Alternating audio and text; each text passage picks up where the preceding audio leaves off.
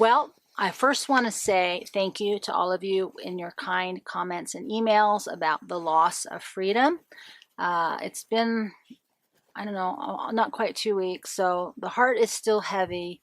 I'm happy to have Haven to kind of bridge that gap, but there's still a big energy hole in our tiny trailer. So thank you for your kind words and your thoughts and your prayers. I really appreciate it. Then what I wanted to do today is I just did a really long, kind of a good podcast. So I'm going to link that below for those of you who want to get more in depth into not what's happening to me, but what's really important, I think, right now in the bigger scope of what this world is doing and experiencing and how to navigate it. But I had promised to do kind of a behind the scenes with you, and I've been putting it off because I really had wanted to go back and watch all of that video that I created for the July 2022 Grid Down event. I just haven't been able to get it together to watch all of that. So I'm still going to go back and watch it. I want to package it up with journal questions so that you can do it as a group, because I think it really created some powerful ideas that were completely unintentional. So what I wanted to do today is just to do kind of a brief before you guys, forget or have already disappeared. And I move into, something that's different. I wanted to kind of wrap that up for you. And, but I will keep you abreast if and when I get that all packaged up, if you want to share that with others. So what had happened is, if you watch the whole series, at the end of June, I was getting nervous, as I still am, about everything that's going on in the world. And I started to do a rundown in my head. And I knew what I needed was wood, for heat in winter. And that was my number one thing. And I forget now even what the other thing was. So I had two things that were my primary focus for the month of July, because, July becomes November like that, right?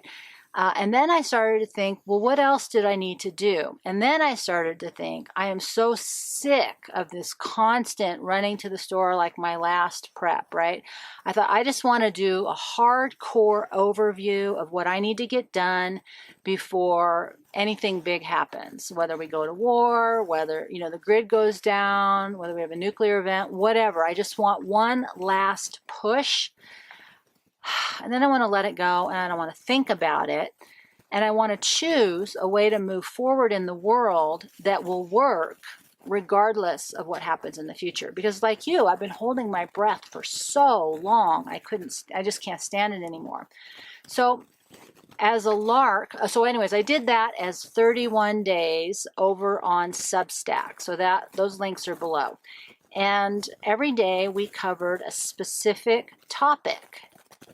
Not general like everybody else does, but I tried to cover the kinds of things that other people haven't covered. And so it's really, really good. If you haven't listened to it, it's probably the best compilation of information, that I have, because the podcast format allows me to not have to censor, and I don't have to worry about the time frame like I do here. Plus I could plug in resources on the post page. So that turned out, I think, to be very powerful. And it brought a lot of things to forefront that I hadn't thought about. And the video component was just a last minute lark / afterthought. I don't even remember what triggered that as an idea. I thought, well, I wonder, what it would be like in real life. Why don't I just do this pretend video thing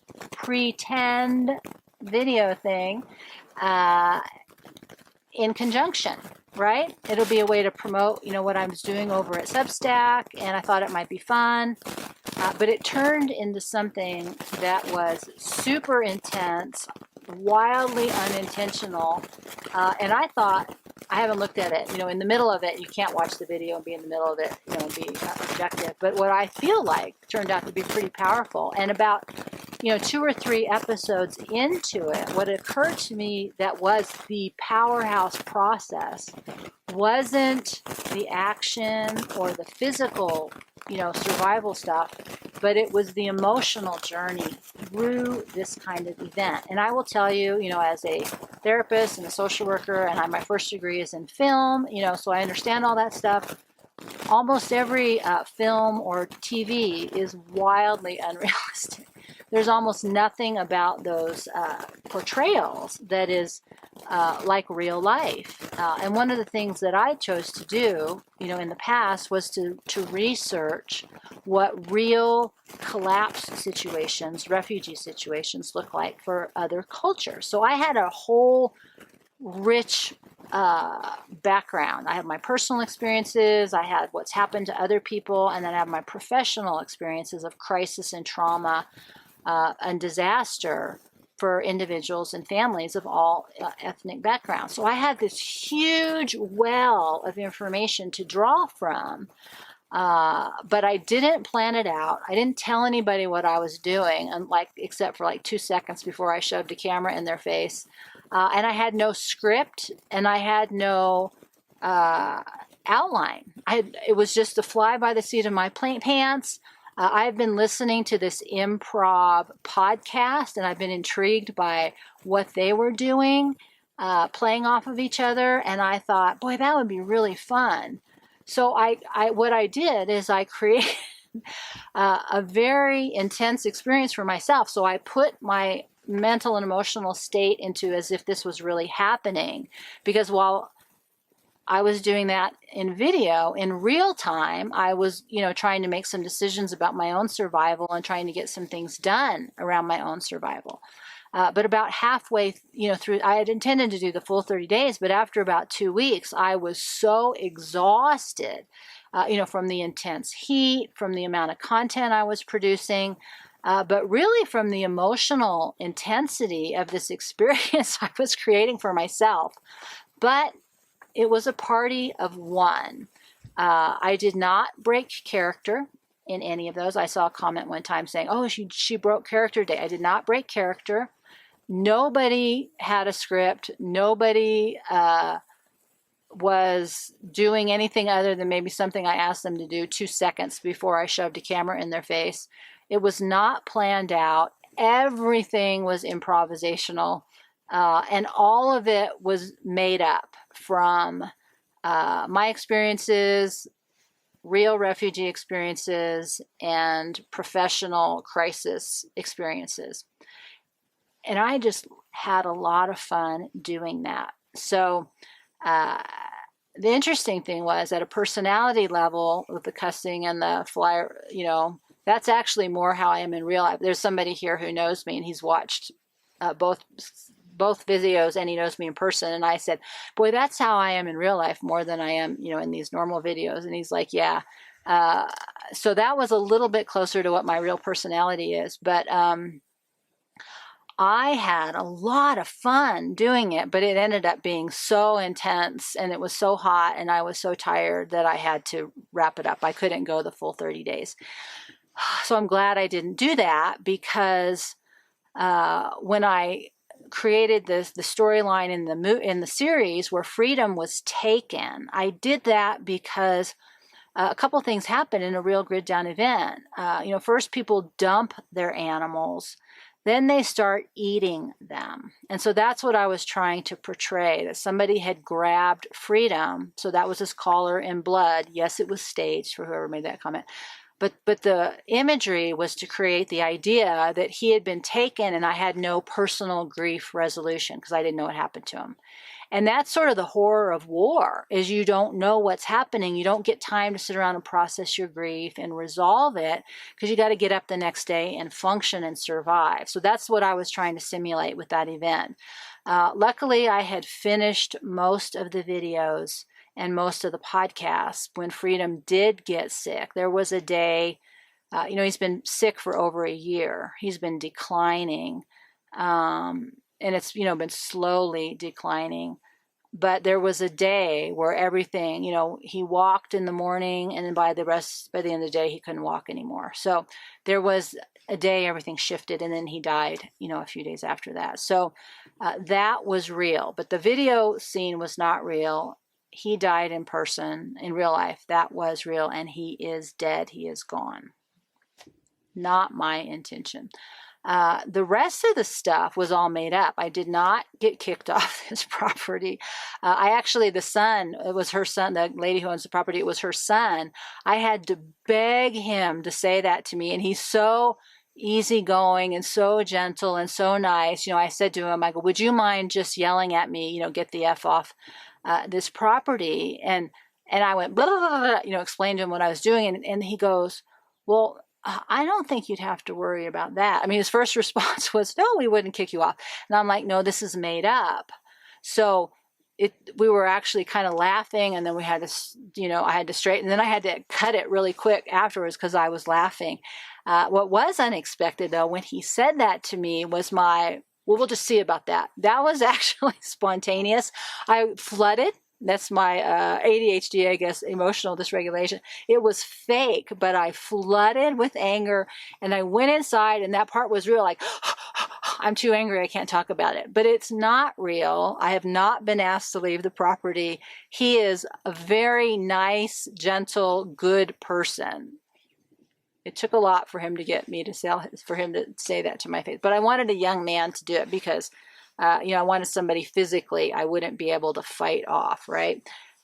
So that was not real, but I thought very effective and very real. The point being, friends and family, friends are secondary to family, family first. And the more intense the crisis, the more pushed out you will be if you're not part of that blood core. And that's a real thing. I don't think people realize, when you're friends, everybody gets along. But when food is on the line, totally different conversation. So that was what I was trying to cover.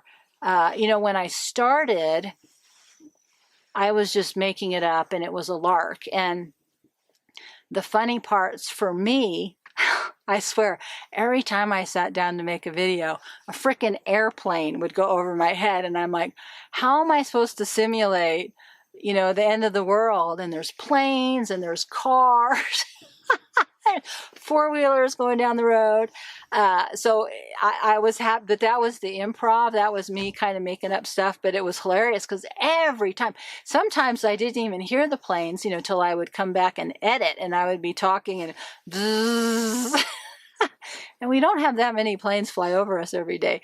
So that was how I kind of did all this stuff spontaneously. A lot of my emotional outrages were triggered by ideas that I had gotten from just very generic, basic conversations with someone that didn't have anything to do with my storyline. And so not everybody wanted to be a part of the story. So I would use, I just got rejected. So I would then transfer that rejection into, the video. The surprising thing for me, though, so here are the kind of what I was shocked by was I had an idea of how it would go and how I would be in this kind of situation. But what I learned was the other people would not be the problem. I would be the problem. I think that was kind of an aha for me. Like, I will be the difficult one. I will be the problem. I will be the one that can't get along. And then the second thing, I didn't have the ending. I had an idea of how I wanted it to end. But the night before I ended it, I changed my mind at the very last minute. So what you saw was kind of an honest portrayal of me choking and not being able to go through. I won't totally give the ending away. Choking up and not being able to make the decision that the entire time I had planned on the ending to be, I changed my mind. And that was sort of the dynamic of the whole thing. Like one time, one of the last videos, I was talking to, and the car alarm went off. Went beep, beep, beep, and I jumped. I was startled because I had no idea, what it was, and I had to think real fast, like how I wanted to incorporate that into the story. So it was a fun experience for me that sort of allowed me to just sort of run wild and create and pretend and make things up, but it was all pretend. Everything that happened in there was a simulation of an idea I had, an experience that I was drawing from, or that I had drawn from professionally, or things that took place in other situations of crisis and collapse. I believe someone put a comment that they were in a 3-week power outage, and so many of the things that I talked about happened in their real life. And so, like I said, after a couple episodes in, I made that decision to take you on an emotional journey, which is why I was up, down, and all around. It wasn't me having all those experiences. That was me trying to show you what it would look like emotionally for some people. Not everybody's going to react the way I react. So I tried to take on a lot of that personality and a lot of those experiences. And then I tried to project what other people were doing to give you an idea of how other people would be. So I tried to bring as many different emotional reactions into basically me telling a story by myself, because I did not have the foresight to get everybody involved. Now, in the future, or if I could go back and do it again, knowing what I know now, I think it would be even more fun to do it with a group of people and require us to spontaneously react off of each other. But it was a very powerful experience for me. I had a lot of aha moments and surprises, and it was fun. And like I said, I haven't gone back and watched it as an observer. I may think it's a big horror show, because I, while I was editing, I'm like, oh my God, this is horrible. But we'll see. So I appreciate all of you who hung around and watched it. The reason we are looking at this video with no editing practically is I'm having my own cliffhanger moment. I wanted to walk away from that series and this month of July, like I said, with two things. I wanted to have less uncertainty, which is not true. I now have more. And one of my ahas was, man, the uncertainty we think that we're feeling now is like a 0 compared to the level of uncertainty of not having any information. And as I speak, another plane is going overboard. So, I walked away with a lot more uncertainty, but what I really wanted to do was to walk away with a way to be in the world that would work regardless if there was electricity or not. So the good news is I did that. The bad news and the cliffhanger to all of this in my own story as I was journaling this morning was I have no idea what's going to happen. I have talked a lot about, my own health stuff and kind of how I'm on the brink.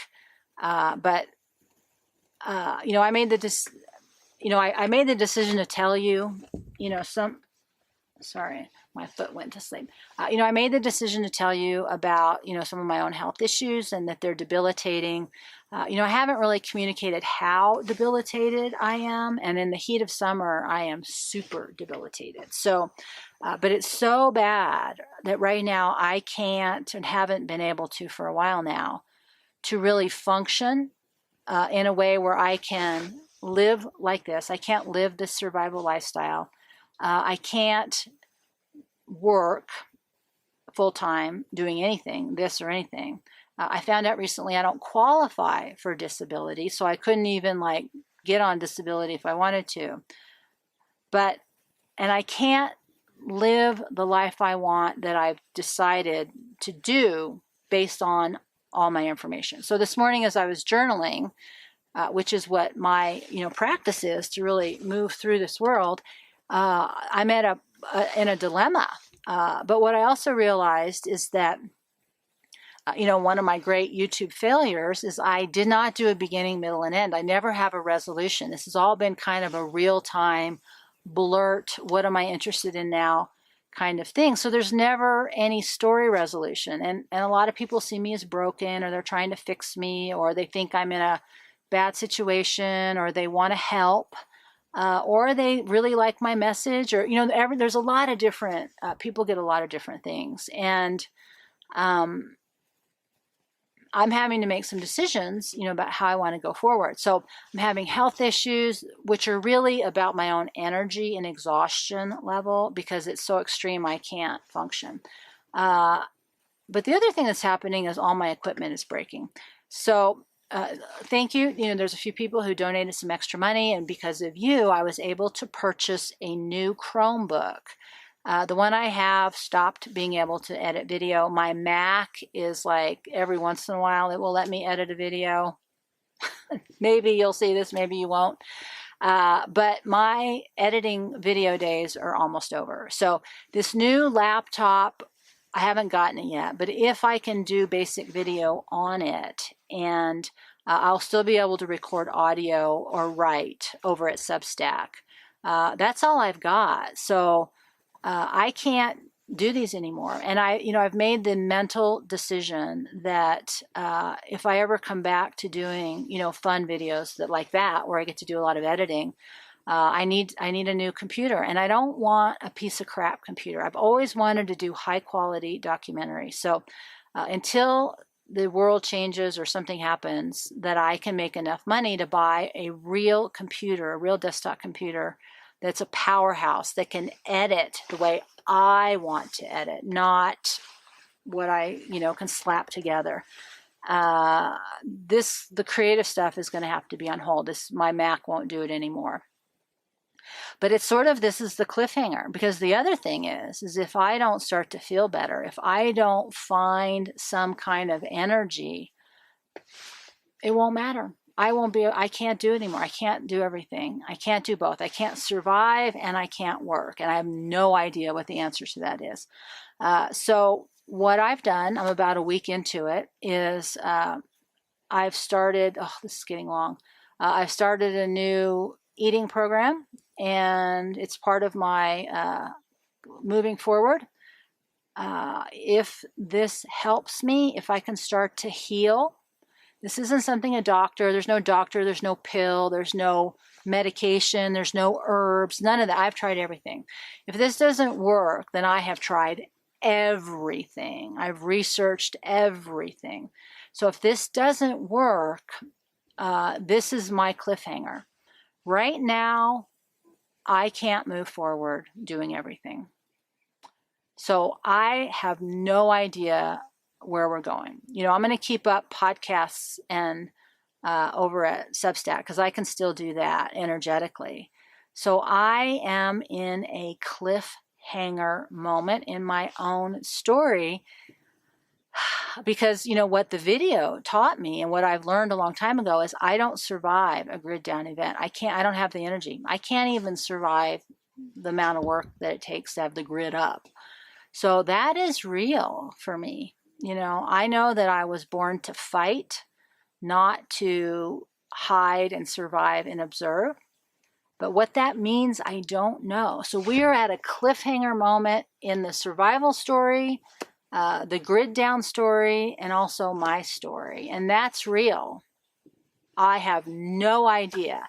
So I am waiting with bated breath, just like you, to see if what I'm doing now is going to allow me to have enough energy to function as a human being in this world. And if it does, then I will be reporting these things back to you. If it doesn't, I have no idea. I really don't have the answer to that. So if you want to hear, the more interesting things that I think, about what's happening and how to really manage it and deal with it, video, the links are below. But YouTube has always kind of been an entertainment factor for most people, and I got nothing. I can't entertain anymore. That was my last entertainment, unless something drastically changes in the near future. So thank you, everybody. I am waiting with bated breath, just like you, to see if I have any level of recovery from what I'm trying now. I have no idea. I feel a tiny bit better. It's been a week. I feel a tiny bit better, but it's also not as hot, and I've been getting a little more sleep. So we will see, my friends. Deep breath, and what can I say? Good luck to us all.